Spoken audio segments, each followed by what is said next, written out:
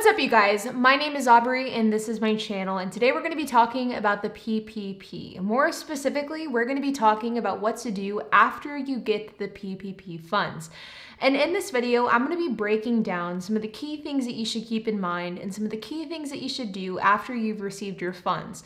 These are all things that are not necessarily outlined by the SBA, and they will absolutely help you get PPP forgiveness. So let's get started. Over the last year, I feel like I've covered almost every aspect that there is about the PPP, except what to do after you get PPP funds. And two topics that I haven't really covered a whole lot on this channel are what to do after you get the funds and also how to spend the funds. Now, both of these videos will be coming this week, and in today's video, I want to focus on what to do after you get PPP funds. These are actionable steps that you can take to improve your chances of getting forgiveness. Now, to refresh all of y'all's minds, the PPP is the Paycheck Protection Program, and this is a forgivable loan program. Now, the one thing to keep in mind about the PPP that is incredibly important is the fact that yes, it is a forgivable loan, but only if you spend the funds how they're meant and intended to be spent. So you have to spend the funds on eligible expenses and in a specific amount of time in order for the PPP to be 100% forgiven.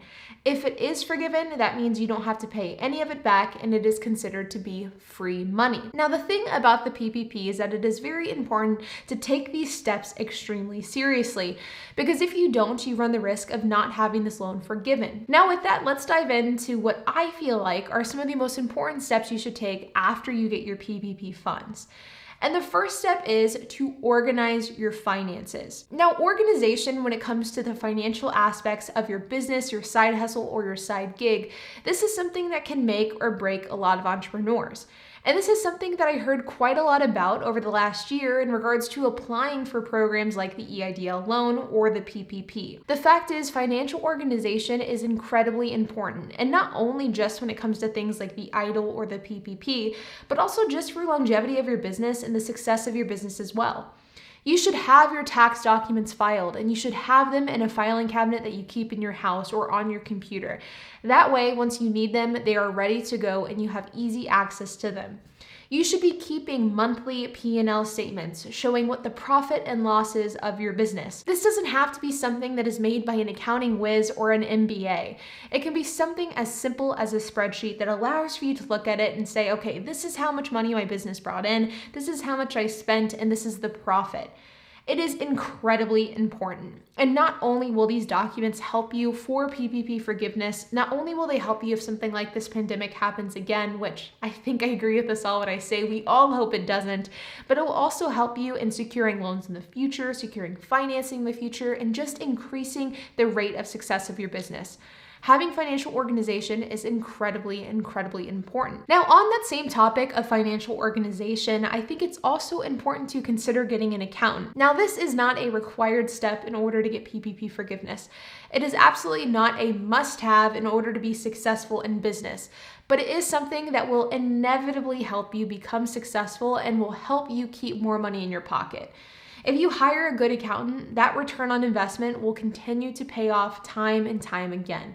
Whether it comes to things like applying for the PPP, whether it comes to things like tax season, whether it comes to things like utilizing deductions, there are so many different things that an accountant can come in handy for. And if you haven't thought about getting an accountant in the past, then you absolutely should consider it. Now, the second thing that you should do after you get PPP funds is document everything. Now, once you have your financials organized, financial documentation becomes so much easier. And when it comes to the PPP, financial documentation is one of the most important aspects when it comes to forgiveness.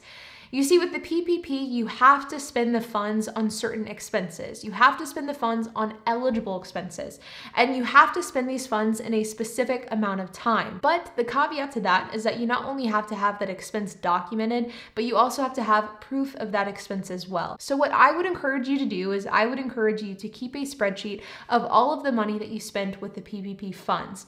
Keep a spreadsheet of what you spent the funds on, when you spent them, and how much they were for, and what the expense was for as well. So add some context as to why you purchased that expense. Then, in addition to keeping the spreadsheet, I would also keep the actual receipt or the actual invoice for that expense as well.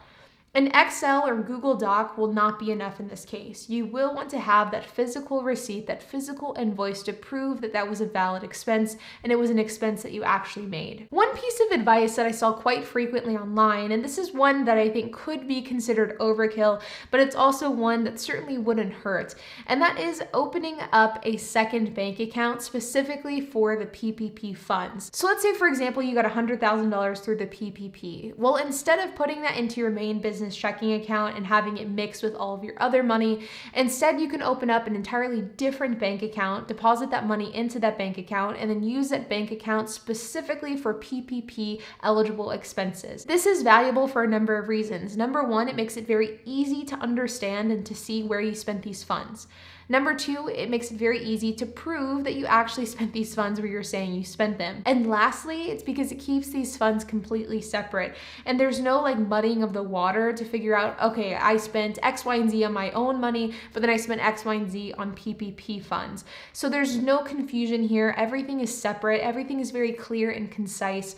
Now, this is certainly one of those things that is probably overkill, and if you're somebody that got PPP funds a while back, then this may not even be something that's possible for you anymore. But if you're somebody who just recently received PPP funds, this certainly is a step that would not hurt. The next step is, once you've gotten financially organized, you have a plan on how you're going to document everything.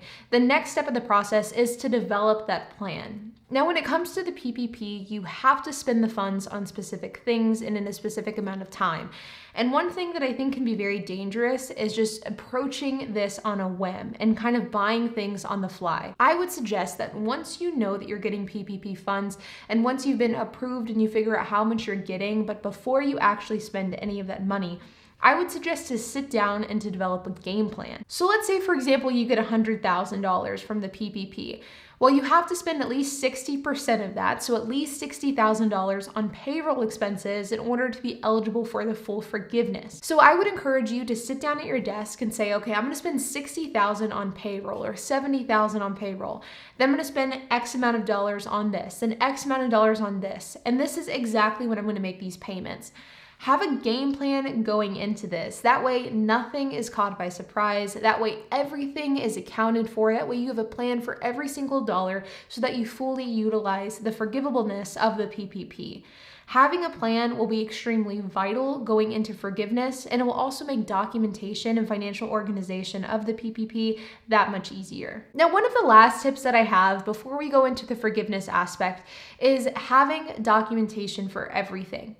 Now, most of you guys who watch this channel are solo entrepreneurs, meaning you are entrepreneurs or business owners that do not have employees. Or you are people that own a small business, but you may not have a lot of employees. You may just have a couple of staff members.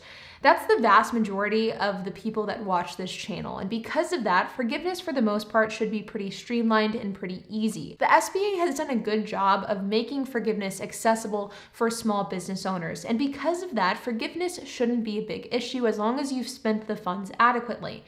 But one thing that I've repeated over and over again throughout this pandemic is the fact that you can never be too prepared. You can never have too much documentation. So after you get the PPP funds, but before you start applying for forgiveness, I would encourage you to get all of your documentation in regards to forgiveness organized. I would encourage you to have documentation to prove why you needed the PPP funds and how the PPP funds have positively impacted your business because of the fact that you used the money on expenses that had to be paid. Now, this step is not a required step of the process, especially for those of you that have small businesses and didn't take out significantly large loans. But this is a step of the process that will not only help the SBA approve your forgiveness application, but it also can help you as a business owner have a deeper understanding of why you needed these funds and what these funds were used for. And it could potentially help you in the future plan for these types of things a bit better. Now, I understand that a pandemic like COVID-19 is absolutely a black swan event, and it's something that nobody could have predicted. But that doesn't mean that we can't learn from the last year. And learning how your finances maybe fell short and how you could improve for the next time is something that will be incredibly valuable moving forward. And the last step of the process is forgiveness. Now, this is something that I get asked about on a near daily basis. I get Instagram messages, comments on my videos, and emails from people all the time asking me my opinion on forgiveness. And oftentimes the question is phrased something along the lines of, hey, I applied for the PPP, I got the money, how can I apply apply for forgiveness? Or when should I apply for forgiveness? Or how soon should I apply for forgiveness? And the fact is, we have a lot of time to apply for forgiveness. And the other fact is that over the last year, the PPP has been adjusted quite a lot, and the forgiveness rules and regulations have been adjusted as well. The PPP and PPP forgiveness does not look the same today as it did 1 year ago. And because of that, I don't think it's totally out of the question to assume that there is a chance that they could change once again. Because of this, and because of the changes that we've experienced in the PPP thus far, I would encourage you to not rush to apply for PPP forgiveness. You have a long time to apply, and though I don't encourage you waiting for the last minute, I don't encourage you applying today and rushing the process either. I believe that if you rush to apply for PPP forgiveness, you could potentially be leaving money on the table. And though I do think that it's important to have everything organized, to get your ducks in a row, to be prepared to apply for forgiveness now, I don't necessarily think that you need to rush by submitting the application as soon as possible. I would give it some time. I would wait for the dust to settle. I would wait to make sure that the PPP rules aren't going to change anytime soon. And then with some time to spare before your deadline is up, I would then apply for PPP forgiveness. Now, I am of course not a tax or a loan professional. And when it comes to getting the most expert advice when it comes to PPP forgiveness, I always encourage you to speak to an accountant, because I do believe that your personal accountant will know the scenario far better than I ever will, especially according to your specific needs and your specific situation. But I do believe that if you do everything that I've outlined in this video, if you come in prepared, if you stay organized, if you document everything, if you do these things, then you will be setting yourself up for success when it comes to PPP forgiveness. But like always, you guys, if you have any questions, comments, or if you have anything to add, then make sure to leave a comment down below. And while you guys are at it, make sure to hit the like button, hit that subscribe button, and hit that notification bell. And I will see you guys in the next video.